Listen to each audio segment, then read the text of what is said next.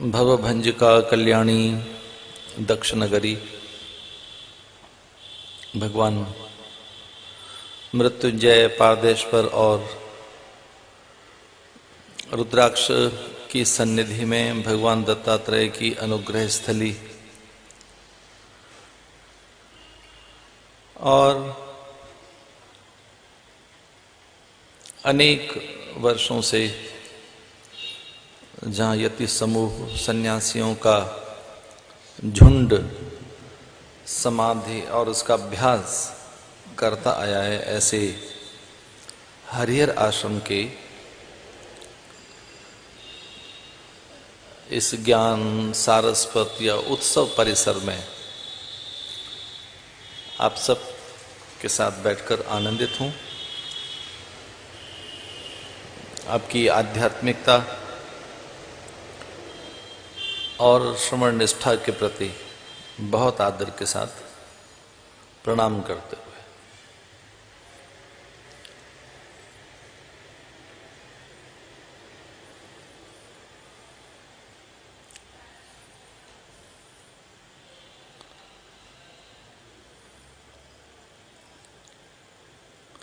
अद्वैत सिद्धांत या उसके दर्शन के प्रथम आचार्य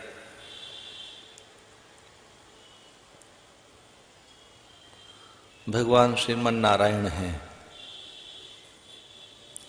और उन्हीं की परंपरा में सतयुग में ब्रह्मा और त्रेता में उनके पुत्र वशिष्ठ और फिर उनके पुत्र शक्ति और फिर उसी परंपरा में द्वापर में भगवान कृष्ण, द्वैपायन भगवान कृष्ण और फिर गौड़ पादाचार्य, गोविंद पादाचार्य, भगवान शंकराचार्य की परंपरा में हम सब साधक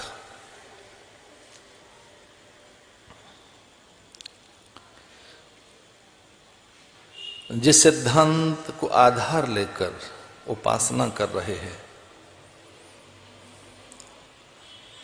उस सिद्धांत की जितनी निष्ठा होगी हमें, उस सिद्धांत की जितनी स्पष्टता होगी, उस सिद्धांत के प्रति जितना समर्पण होगा, उतनी ही अनुभूति गहरी होगी। इसे साधना में सैद्धांतिक निष्ठा बहुत आवश्यक है।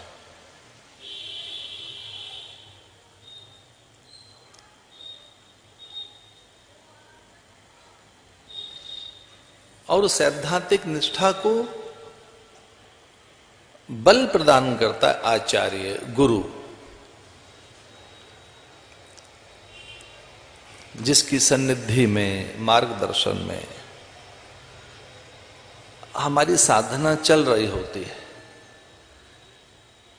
इसलिए सिद्धांत के प्रति निष्ठा, आचार्य गुरु के प्रति निष्ठा, मंत्र के प्रति निष्ठा और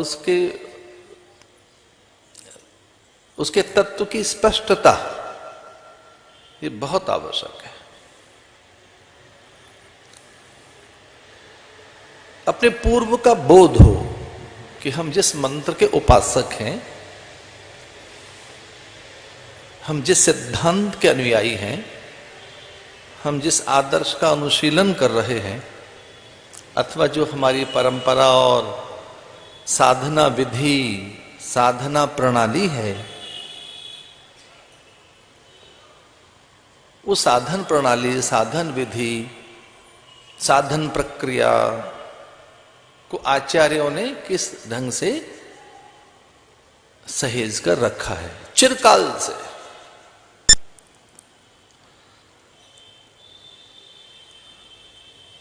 श्रीमन नारायण से लेकर वशिष्ठ और उनसे पूर्व में ब्रह्मा, उनके पुत्र शक्ति वशिष्ठ के और गौड़ गोविंद पादाचार्य, भगवान शंकराचार्य आदि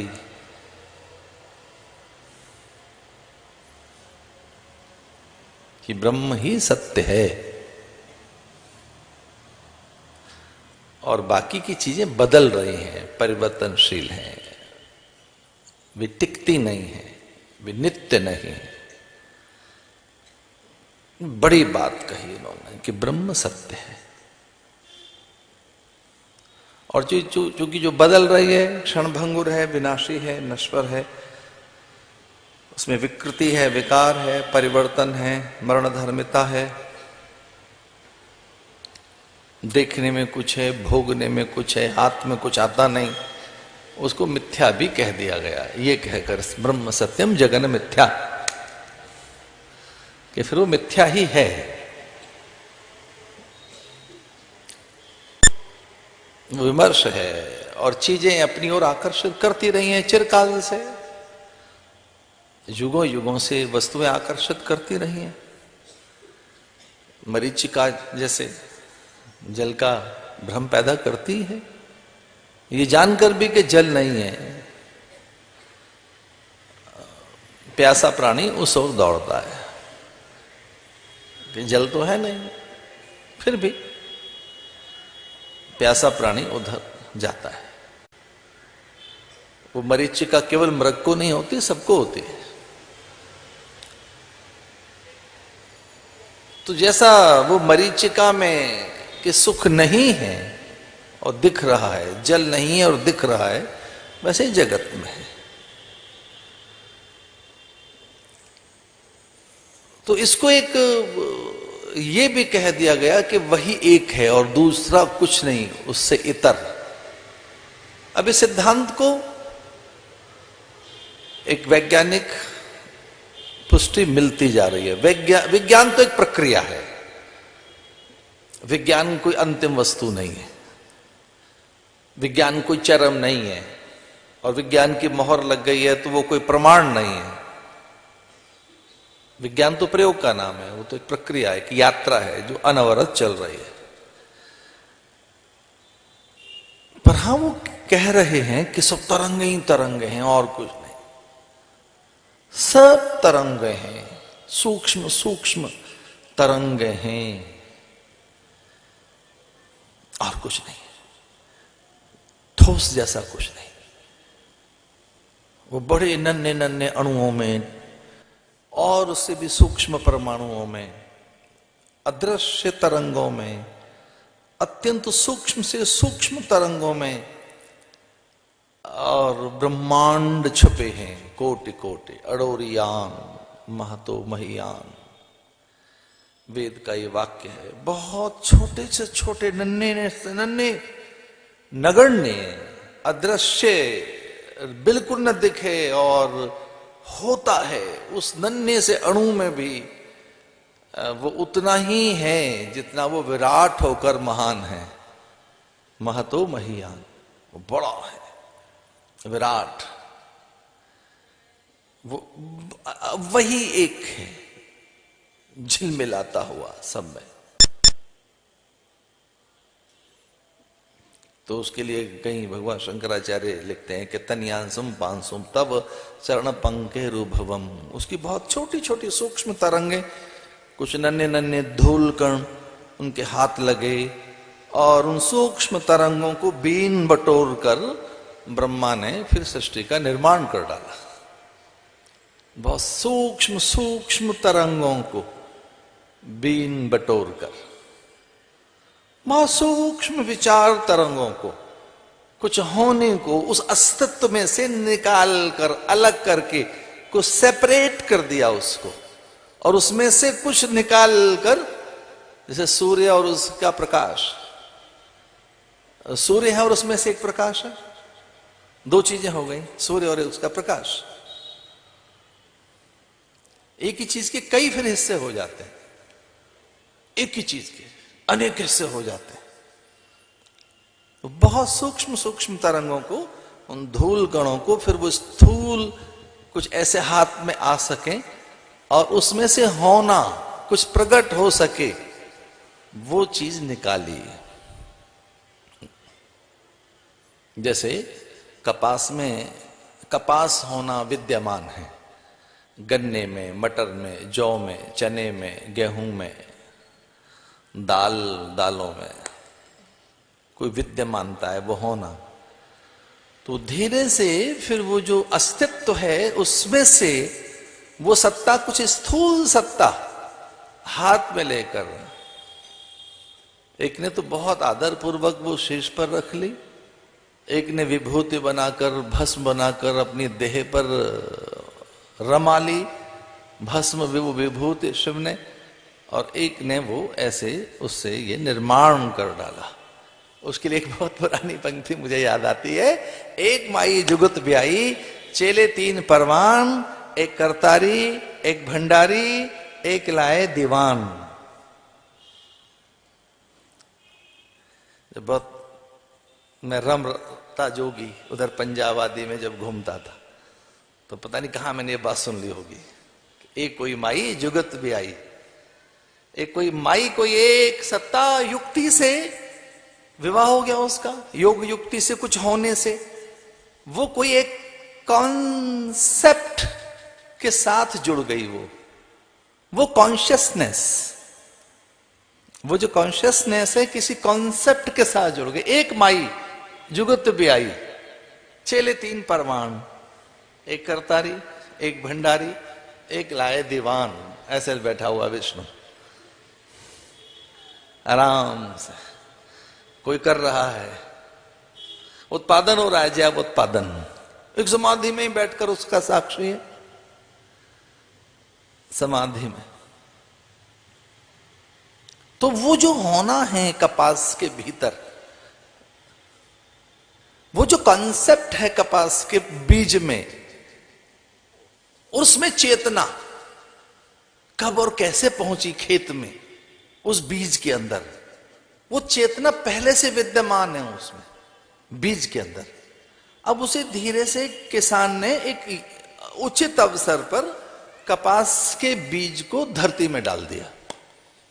ऋतु की अनुकूलता का बोध उसे हुआ कि ये अब सही ऋतु है और योग्य भूमि है, उर्वरा संपन्न भूमि, योग्य वातावरण है, और वो कपास का बीज, ऐसे अनेक बीज उसने धरती में डाल दिए। और फिर वो धीरे से उनमें जो कपास होना है, वो जो उनके भीतर कॉन्सेप्ट है कपास का, वो फिर स्थूलता को प्रकट कर रहा है। उसमें चूंकि वो कॉन्शियसनेस सुरक्षित है, वो चेतना, वो अस्तित्व के साथ जुड़कर वो जो हो सकती है, प्रकट हो सकती है, जो चेतना रूप ले सकती है, आकार ले सकती है, दृश्य बन सकती है, गुण सूत्र प्रकट कर सकती है, अपने होने के स्वभाव को मुखर कर सकती है, अपने होने में एक सिद्धि, और सिद्धि के साथ साथ एक स्थूल व्यवहार कर सकती है। जो चेतना कपास के बीज की, वो उसमें प्रकट हुई, और फिर धीरे धीरे करके वो मॉलिक्यूल, वो फिर धीरे धीरे करके पार्टिकल, वो धीरे धीरे करके गुण ठोस होते चले गए, और लीजिए धीरे धीरे फूल बन गया कपास का। साधु चरित शुभ चरित कपासु, निरस विशद गुण में फल जासु। तुलसीदास जी ने साधु के चरित्र को कपास के फूल के साथ जोड़ा है। जो साधु का चरित्र कैसा होता है? साधु चरित्र शुभ, शुभ। साधु का चरित्र, साधु का कैरेक्टर कैसा होता है? शुभ होता है। साधु का चरित्र बहुत अच्छा होता है। साधु तो होए न कारज हानि, सबसे बड़ा फायदा साधु का है। साधु बड़ी चीज है। साधु, साधु माने सरलता, सज्जनता, शुभता, मांगल्य, जिसमें कल्याण की भावना है, जैवोद्धार की उद्दाम कामना है। साधु करते शुभता, बड़ा संयम, मर्यादाएं, शिष्टाचार। साधु माने शुभ दृष्टि, शुभ चिंतन। साधु बड़ी चीज होता है। भो भो साधो क्षणम तिष्ठ मई चिंता मपि नाश है, ऐसा भक्ति कहती है नारद को देखकर। कह रहे साधु आप बहुत अच्छे लग रहे हैं, थोड़ा ठहरो, क्योंकि साधु ही दूसरों की चिंता छीन सकते हैं। साधु दूसरे की चिंता छीनता है। साधु करते हैं जो दूसरे की चिंता छीन ले, दूसरे के काम में आ जाए। और अच्छी बात को भी साधु कहते हैं। साधु, साधुवाद, धन्यवाद एक है साधुवाद। धन्यवाद से बड़ा एक साधुवाद है। वह साधुवाद बड़ी चीज है। तो वो मैं कह रहा था कि धीरे से जो चेतना है अब वो प्रकट होना चाहती है, स्थूलता चाहती है, आकार चाहती है, अपने होने की सत्ता को उजागर करना चाहती है। तो वो उस बीज में धरती से एक अंश लेकर, वहां से थोड़ी ऊर्जा लेकर, अंश वो धरती की उर्वरा लेकर वो बीज अपने अंदर वो चेतना और धीरे धीरे प्रकट हुई।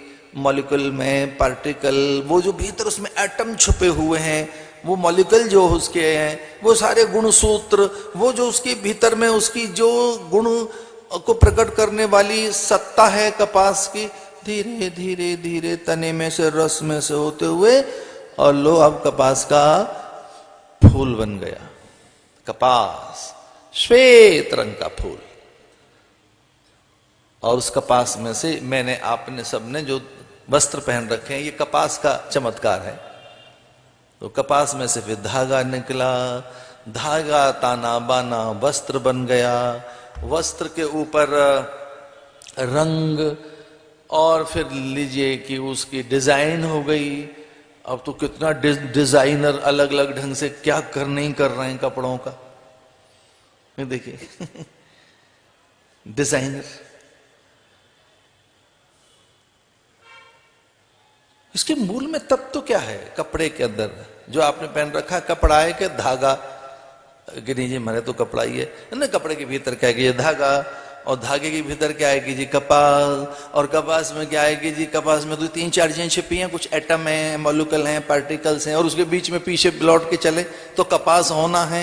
वो जो कपास होना है उसके बीच में क्या है? वो जो कॉन्सेप्ट है कब प्रकट होगा? कपास होना, गन्ना होना, मटर होना, अरे छोड़िए, स्त्री होना और पुरुष होना कब प्रकट होगा?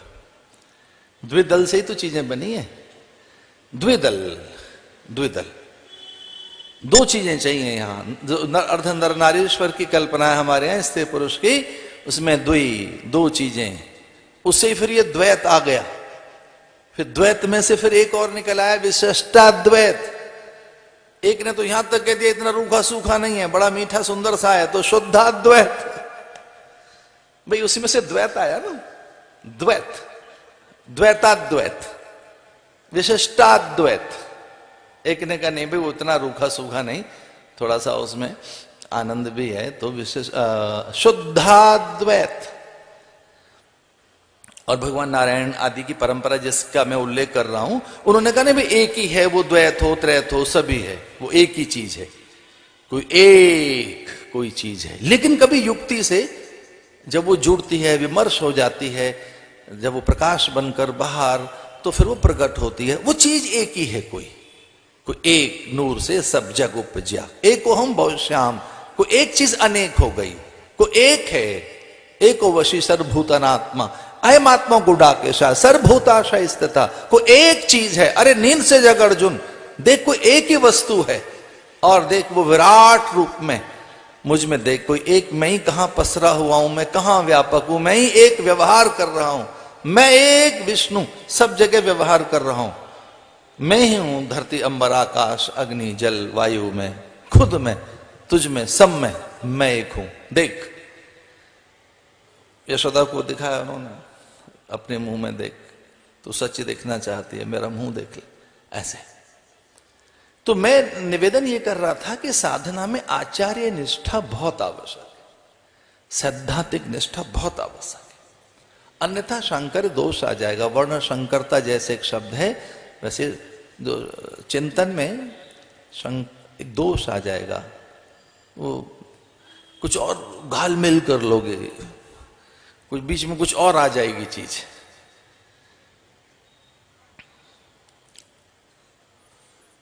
इसलिए जो मुझे हृदय से क्षमा कीजिए, जो पूरा सैद्धांतिक निष्ठा जिनमें नहीं है, जिन्होंने लंबे समय तक गुरुओं को नहीं सुना है, स्वाध्याय नहीं किया है, जिन्होंने सत्संग नहीं किया है, तो उनको पता नहीं है।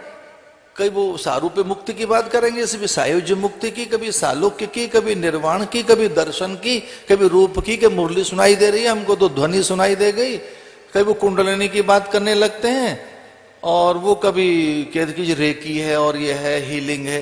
बेचारे वो ये नहीं कि वो गलत है, मेरा अर्थ कुछ और है कहने का, कि वो सैद्धांतिक निष्ठा नहीं है, ट्रैक नहीं है उनके पास में। वो गलत कर रहे हैं ये तो मैं कभी नहीं कहता हूं, क्योंकि साधना तो अनेक है, पर साधन की एक विधि, साधना ट्रैक, जो साधना की दिशा है, जो साधना पथ है, उससे पथ भ्रष्ट न होना, साधन में ही रहना, ये तब तक संभव नहीं जब तक आचार्य निष्ठा न हो, जब तक ठीक मंत्र हाथ न लगा हो, अन्यथा चेतना बिखरती रहेगी। तो एक बात तो मैंने 20 साल में बार बार कही होगी कि गुरु द्वारा उपदेशित, शास्त्र सम्मत, वेद विहित, महज्जन द्वारा आचरित मार्ग पर ही चलो, महज्जन द्वारा आचरित मार्ग पर। अब कितनी डिवाइस ऐसी आ गई हैं और किस तरीके के एप्लीकेशंस हैं आजकल कंप्यूटर में कि वो आपको दिशाओं का ज्ञान करा देंगे। भाई कौन सी क्या देखना है आपको, मैप कहां का चाहिए, कहां का रास्ता चाहिए, कौन सी दिशा, कहां अक्षांश और देशांतर रेखाओं के बीच में कहां, किस एल्टीट्यूड पर कहां जाना चाहते हो, सब बता देंगे वो कौन सी जगह। एप्लीकेशंस आ गई हैं अब तो, आप गुम नहीं सकते। पिछले दिनों को समाचार आया कि जो कोई हवाई जहाज में पायलट ही सो गए, तो बुरा क्या है, नहीं कर सोना चाहिए था उनको, लेकिन सच तो यह कि चलाता तो कोई है नहीं पायलट। हम तो अमेरिका जाते हैं तो कोई हवाई जहाज नहीं चला रहा होता, बैठे हैं बस मॉनिटरिंग कर रहे हैं उसको, बाकी तो ऑटो मोड में चल रहे होते हैं। वो एक अलग बात है कि सो जाना ठीक बात नहीं है, पर जो बैठे भी हैं वो कौन सा नहीं सो रहे होते हैं,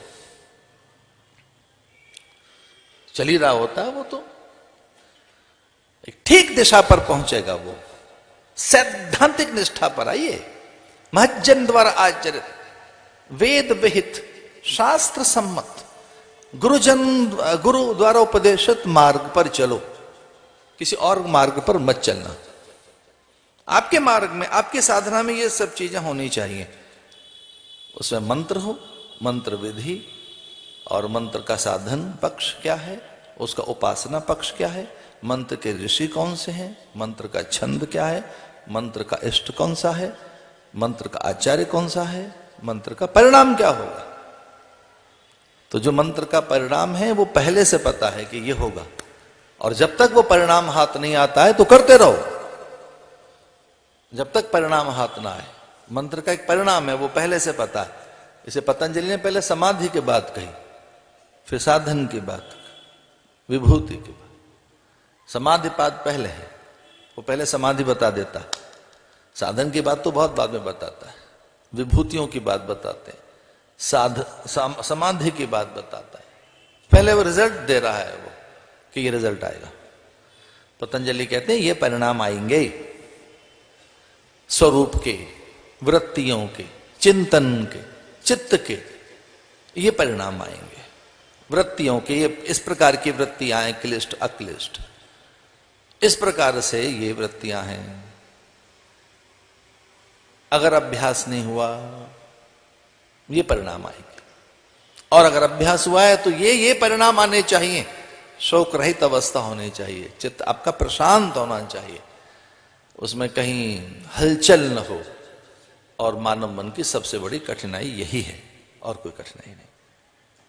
हम जितने मनुष्य हैं, हम लोगों की एक ही कठिनाई है कि हमारा मन चंचल है, बहुत तरंग हैं उसमें, क्योंकि उसी से बना है, वो तरंग से ही बना है, सूक्ष्म तरंगों से हिलता रहता है, झिलमिल झिलमिल झिलमिल, वो ठहरता नहीं कहीं, क्योंकि वो सूक्ष्म सूक्ष्म अति सूक्ष्म तरंगों का उसमें समावेश है। जन्मांतर की कितनी कामनाओं का वो पिंड है, पुंज है, कई कई वासनाओं का समुच्चय है।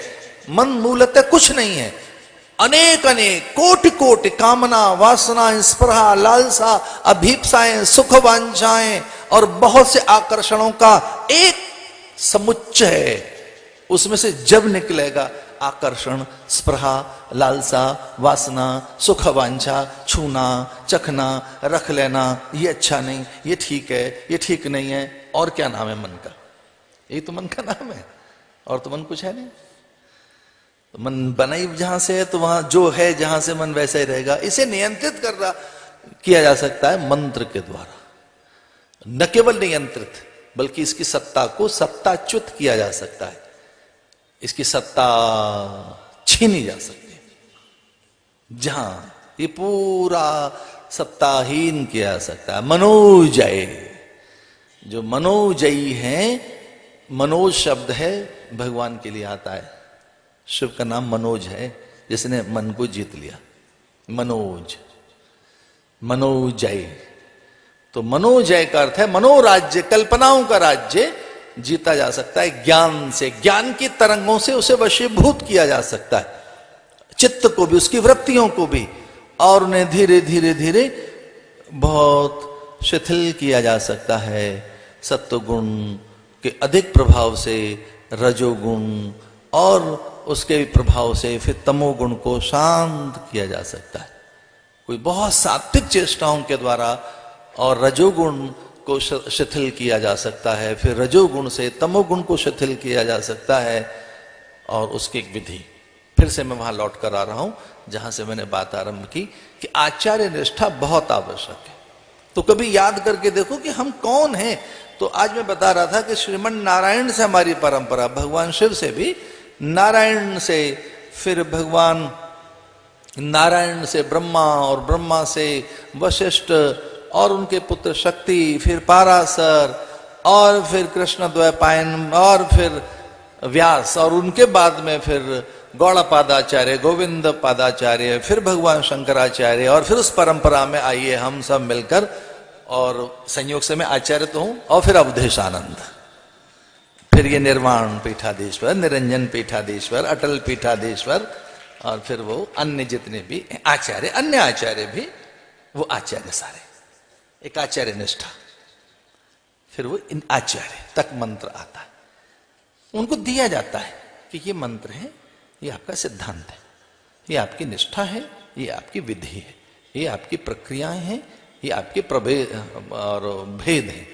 इन भेद के द्वारा और आप साधन में पारंगत हो सकते हैं।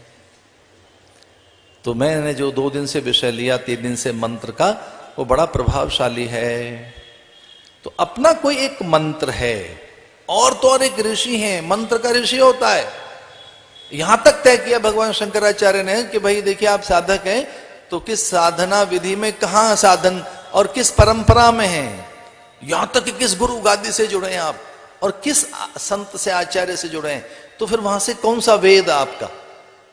तो जैसे हमारे यहां भी वेदों का वर्गीकरण है, और उनका कि जैसे कौन सा फिर वेद, फिर कौन सा वाक्य, फिर कौन सा उपनिषद, कुछ भेद की बातें बताई नहीं जाती, इसलिए प्रकट नहीं कर रहा हूं, वो साधकों को ही बताई जाती है।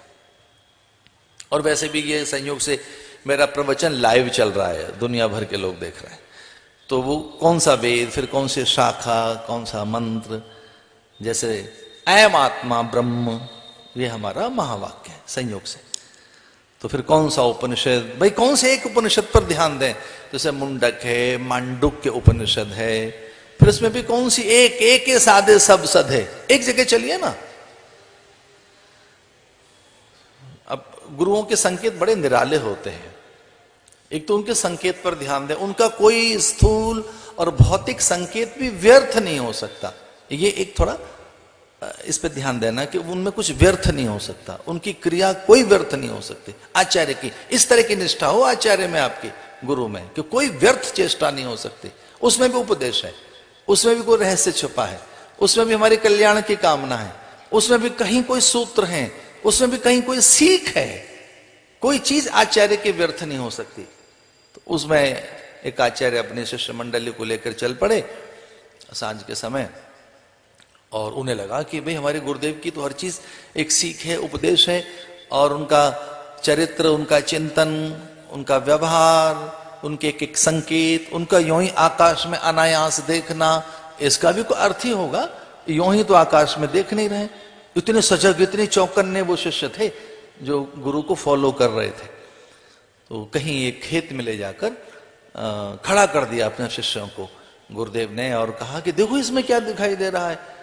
तो थोड़े चौंक गए वो सारे शिष्य, और उन्होंने कहा वो मुमुक्षु थे।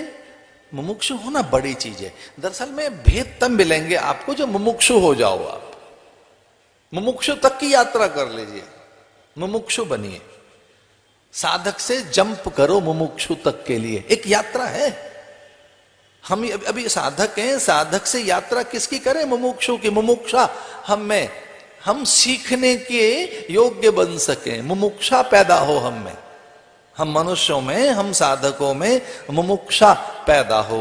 और वो और आग भड़का देते हैं गुरु, अगर वो सही हैं तो महापुरुषों की संगति, यही भगवान शंकराचार्य ने क्रम बताया है और विवेक चूड़ामणि में यही बात लिखी है।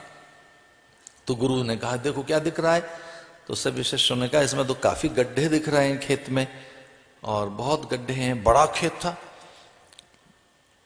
तो पूछा शिष्यों ने कि महाराज ये इसका अर्थ क्या है? तो उन्होंने कहा इसका जो मालिक है वो कुआं खोदना चाहता है, तो वो कभी एक कोने में कुआं खोद देता है, कभी दूसरे कोने में, कभी कोई वास्तु वाला बताता है कि बीच में खोद दो, और कोई ज्योतिषी कहता है कि ना थोड़ा और हटकर खोदिए। और कुछ मित्र तो ऐसा भी उसे सलाह देने लगते हैं कि यहाँ कम पानी निकलेगा, इस दिशा में ज्यादा पानी निकलेगा। तो ये करता क्या है? जीवन भर ये कुआं खोदता रहा पानी निकालने के लिए। कहीं ऐसा ही तो नहीं कर रहे हम बहुत गड्ढे खोद रहे हों अलग अलग जगह, हम कुछ अलग अलग गड्ढे खोद रहे हों, कुछ थोड़ा ऐसा भी कर लें, कुछ ऐसा कर लें, अनेक कर लें, एक जगह नहीं है। आचार्य निष्ठा बहुत आवश्यक है साधन में। फिर जो भी आपके आचार्य हों, वो मध्वाचार्य है, वो वल्लभाचार्य हैं, या फिर वो रामानुजाचार्य हैं, वो भगवान शंकराचार्य हैं, महर्षि दयानंद हैं, जो भी आपकी एक निष्ठा होनी चाहिए। वो निष्ठा कब दिखेगी? आपके साधन से दिखेगी। आपकी साधना विधि से, आपकी उपासना विधि से ही पता लग जाएगा कि आप आचार्य निष्ठा में हैं, मंत्र की निष्ठा में हैं। ये तब से सहेज के रखी गई है, नारायण से लेके भगवान शंकराचार्य और अब तक ये सहेज के रखी गई है। किसके द्वारा? आचरण के द्वारा। किसके द्वारा? जी कर। किसके द्वारा? स्वभाव बनाकर। साधना स्वभाव बन जानी चाहिए, साधना स्वभावगत बन जाए, मंत्र आपका स्वभाव बन जाए। जब मंत्र स्वभाव बनेगा तो ध्यान रखना, जो आपकी समग्र चेतना है, उस चेतना में जो होना है वो प्रकट हो जाएगा, और आपका एक ही है होना, ब्रह्म होना आपकी नियति है, ईश्वर होना ही आपकी नियति है, और कोई नियति नहीं है आपकी। ये ध्यान रखना। जितनी भी यहां सोल ट्रेवल कर रही हैं, जितने भी हम लोग यहां यात्री हैं, इस देह को लेकर आए, और हम प्राय मनुष्य सारे, हम सारे मनुष्यों का एक ही भाग्य है और कोई दूसरा भाग्य नहीं। एक डायरी में जाकर लिखो कि हमारा एक ही भाग्य है। कौन सा? ब्रह्म होना हमारा भाग्य है, ईश्वर होना हमारी नियति है, समग्र होना, अनंत होना, पूर्ण होना, विराट होना, अच्युत होना, अव्यय होना, व्यापक होना ही हमारी नियति है, और कोई नियति नहीं हमारी, और कोई धर्म नहीं हमारा, और कोई परिणाम नहीं हमारे। इस यात्रा की सिद्धि तब तक होनी है जब तक आप वो न हो जाएं। वो एक सूफी कथा तो मैंने बहुत बार सुनाई। कोई गए, कुछ मुमुक्षु, जिज्ञासु, सत्य पिपासु, सत्य के आराधक, बड़े बहुत गहरी प्यास जिनमें थी उस सच को पाने की, वो चले भी गए, उन्हें मिल भी गए ऐसे गुरु, और उन्होंने कह भी दिया कि देखो ये सब चीजें यहाँ एक अभ्यास के द्वारा समझ आ जाएंगी, क्योंकि वो कोई ऐसे तो होगा नहीं, वो जीकर जिस तरह से हम सब जी रहे हैं उस जीने में उसका हिस्सा बन जाइए यहाँ के वातावरण का। तो कोई आश्रमों में कोई आधे घंटे के लिए साधना तो होती नहीं, वो तो 24 घंटे अनवरत वहां साधना चल रही है। उसका हिस्सा बन जाइए, उसका पूरा एक अभिवाज्य हिस्सा बन जाओ, उसका उस पूरे परिवेश में, उस पूरे के पूरे वातावरण में आप एक उसका हिस्सा बन जाए। तो उन्होंने शिष्यों से कहा कि इसका हिस्सा बन जाइए आप। मेरी जीवन शैली का, हम सब जिस ढंग से जी रहे हैं, हम जिस ढंग से सोचते हैं, हम जिस ढंग से खाते पीते हैं, हम जिस ढंग से सोते जगते हैं, हम जिस ढंग से पूजा पाठ करते हैं, इसका हिस्सा बन जाओ आप। और ये ध्यान रखना, जब आप इसका हिस्सा बन जाएंगे तो आप कुछ अलग नहीं दिखेंगे, और जब तक आप हिस्सा नहीं बनोगे तब तक कुछ हाथ नहीं लगेगा। यहाँ का पूरा हिस्सा बन जाओ, इस पूरी एक साइकिल का, जो यहाँ एक साइकिल ब्रह्म साइकिल है, जो चक्र यहाँ ईश्वरीय चक्र है, जो हम जिस ढंग से हम यहां जी रहे हैं उस जीने में आप सम्मिलित हो जाइए, उसके साथ आपका तादात्म्य हो जाना चाहिए, आत्मता, एक आत्मता आपकी हो जाए, गहरा तादात्म्य आपका हो जाए। एक और शब्द है आत्मसात कर लीजिए उसको, आत्मसात कर लो। साधना जब आत्मसात हो जाएगी तो हर पल चलेगी, वो हर पल चलेगी। जब तक आत्मसात नहीं हुई है तो साधना नहीं चलेगी, कुछ दिया बाती तक वो सिमट कर रह जाएगी। तो गुरु ने कहा कि आत्मसात करो, आप में गहरी एकात्मता पैदा हो, जो कुछ यहां हो रहा है उसका हिस्सा बन जाइए, और फिर आप देखेंगे कि आप और वो अलग नहीं है। साधन, मंत्र, गुरु, इष्ट सब एक है। इसी चार चीजें एक हैं, ये भक्ति, भगत, भगवंत, गुरु, चतुर, नाम, बपु एक। को ये चार चीजें हैं जो अलग अलग एक एंगल में दिखाई देती हैं। जो संयोग से विद्या के अभ्यासी हैं, उस विद्या चतुरस में एक क्रम ऐसा भी आता है कि चारों कोनों में एक चीज से कई बार उपासना होती है। कोई चार कोने एक दिखाई देते हैं, कोई चार कोने हैं तो एक दिखाई देते हैं, बिल्कुल एक। लेकिन तब होता है जब संयोग से कुछ साइकिल आप कंप्लीट कर लें। जब तक आपने कुछ साइकिल कंप्लीट नहीं की है, उपासना नहीं की है, तब तक चतुरस में चार चीजें एक नहीं दिखाई देंगी। बाद में पता लगता है अरे चार चीजें थी ये जो अलग अलग अलग दिख रही थी, एक है ये तो। और कोई एक ही चीज होती, एक ही मंत्र, एक ही विधि, एक ही विद्या है, और उसका फल भी कोई एक ही है, चतुरस। वो चार हैं पर एक है वो, चारों दिशाएं एक ही तो हैं। फिर उसमें कोई चार और, 8 हो गई, फिर 2 और, एक ऊपर नीचे 10 हो गई। तो 10 दिशाओं में है कौन? एक ही है कोई।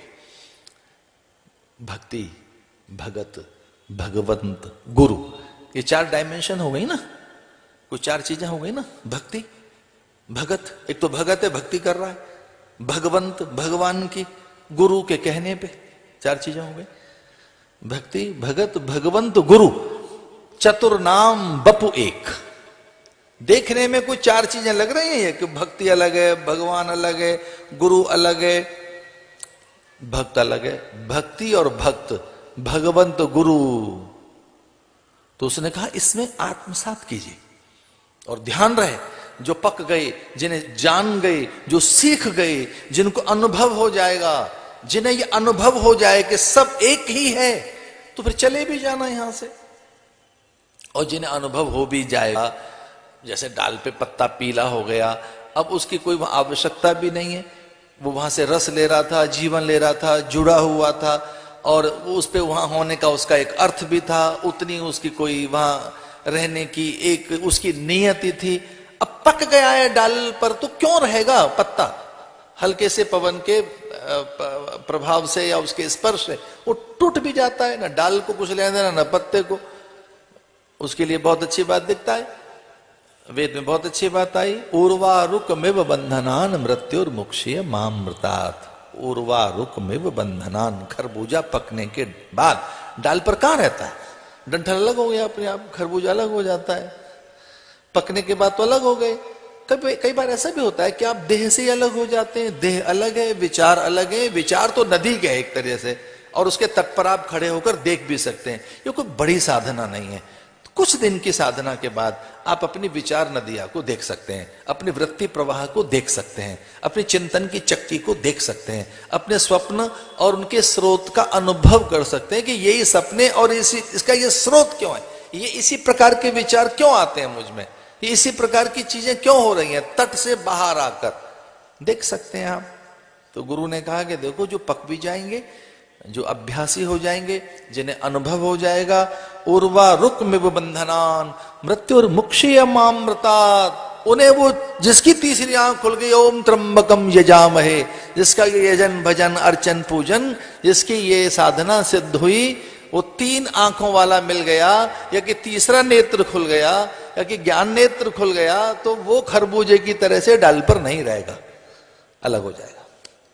मृत्यु और मुक्षे मामृतात्, कर्म बंधन से अलग, फिर बंधन कुछ नहीं, चले भी जाना फिर। और जो पक जाएंगे वो यहां क्यों रहेंगे, जो ज्ञानी हो गए वो यहां क्यों भी रहेंगे। तो कुछ ऐसा ही हुआ कि वो करने लगे अभ्यास, साधक वहां कुछ साधु मिलकर अभ्यास करने लगे, और धीरे धीरे उन्हें अनुभव होने लगा। उनके अनुभव कुछ अद्भुत, उन्हें बड़ा आनंद आने लगा और वो बहुत ही अधिक मगन हो गए। और वो अभी पूरे पूरे पके नहीं थे, अभी पकना बाकी था। इतने में उन्हें लगा कि अब तो पक गए, चलो बस हो गया। अब चूंकि गुरु ने एक और बात कही थी कि जो पक कर चले भी जाएंगे वो चटाई फोल्ड करके नहीं जाएंगे, वो चटाई भी क्यों लपेटेंगे, वो बता के भी क्यों जाएंगे, तो पक गए, निकल भी जाएंगे।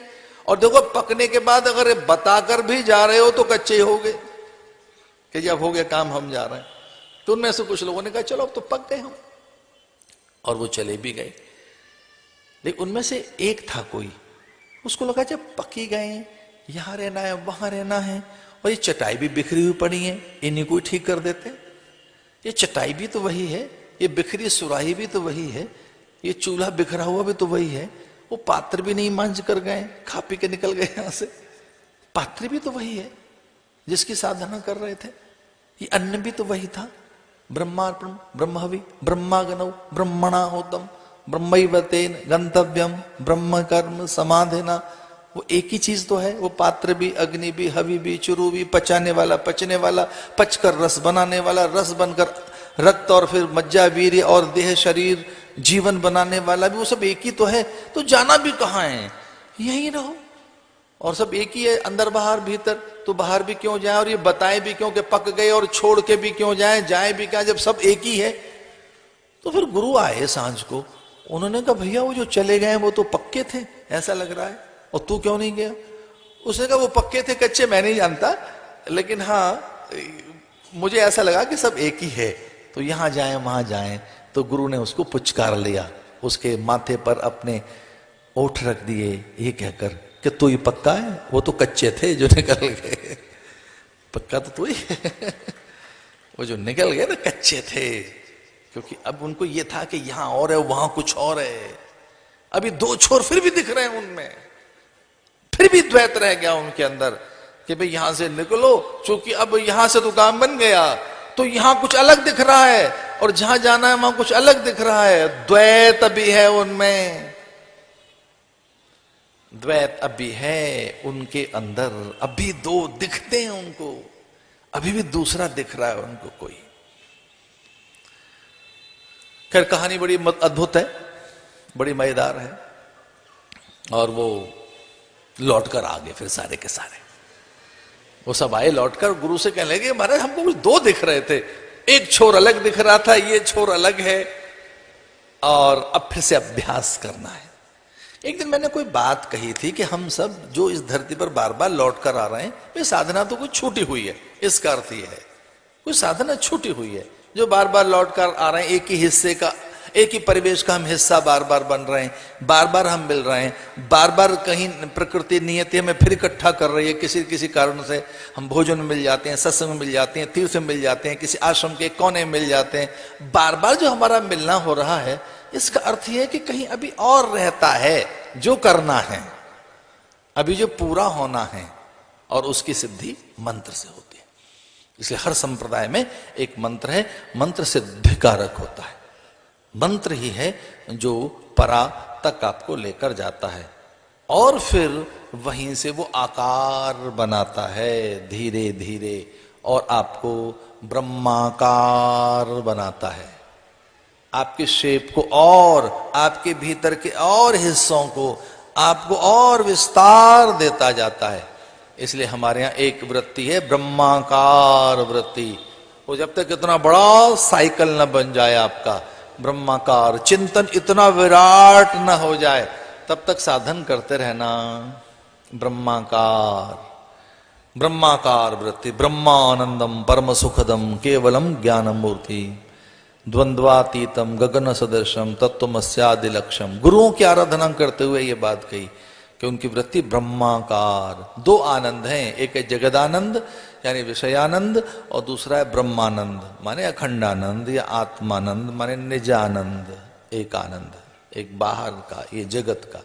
ब्रह्माकार मंत्र आप में एक आकार बनाता है, मंत्र ही प्रकट होकर ब्रह्माकार वृत्ति आपकी बना देता है। इसे मंत्र कब तक जपना, जब तक कि वो ब्रह्माकार वृत्ति आपकी न बना दे, जब तक कि आपको ब्रह्म के साथ न जोड़ दे। अब उसमें होगा क्या? जैसे ही मंत्र आप जपेंगे, मंत्र साधन आपका सिद्ध होने लगा, तो आपके विचार बदलने लगेंगे, चिंतन बदलने लगेगा। धीरे धीरे करके आप उसको, कुछ लोगों ने षट चक्र भेदन कहा, कभी एक चक्र से ऊपर उठ गए, दूसरे से ऊपर उठ गए, फिर उसे किसी ने कुंडलिनी कह दिया, फिर कोई भूपुर बता रहा है, यंत्र साधक कुछ और कह रहे हैं, फिर धीरे धीरे करके कुछ यौगिक साधक ऐसा भी कहते हैं कि जो सहस्त्रासार में अनुभव होने लगा, आदि आदि आदि। वो बातें भी सही हैं या कि उनके भी अनुभव सही हैं, पर भगवान शंकराचार्य कहते हैं कि वो फिर एक वृत्ति रह जाएगी, अखंड वृत्ति एक।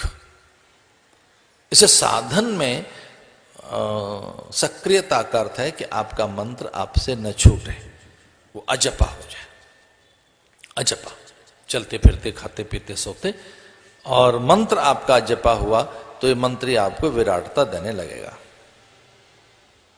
जैसी मंत्र जो है वैसा ही प्रकट करने लगेगा, आपको वैसा ही बनाने लगेगा, जो वैसा है, जो मंत्र वो सूक्ष्म रूप में जो भी है।